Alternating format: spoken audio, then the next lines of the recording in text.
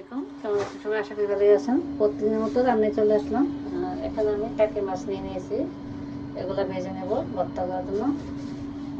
আর এখানে তেলটা রেডি করে নেব। এখানে ডাল বেটে নিয়েছি, সুগারটা রান্না করা হয়ে গেছে। করলা ভাজি করবো, মাংস রান্না করব। তো এখন আমি রান্নায় চলে যাচ্ছি।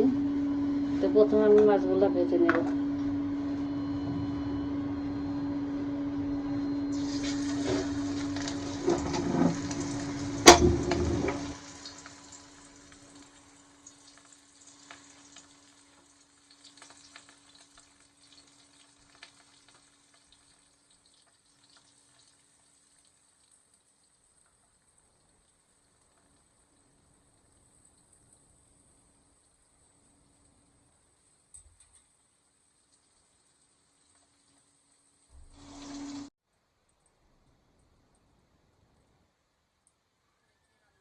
এখানে টাকি মাছ ভেজে নিয়েছি, বর্তমানে ছোলা রান্না করে নিলাম, করলা ভাজি আর ডিম দিয়ে আলু দিয়ে ডাল রান্না করে নিলাম।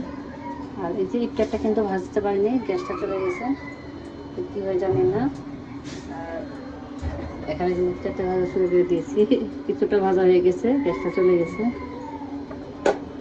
আর মাংস রান্না করে নেব।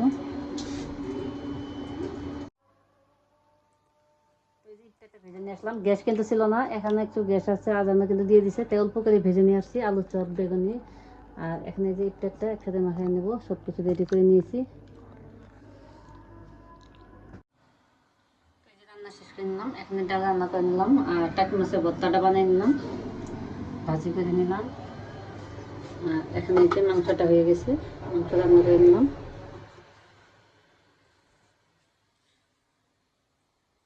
রান্নাটা শেষ, আর এখন আমি দুধটা জল দেবো আর ভাত রান্না করে নেবো।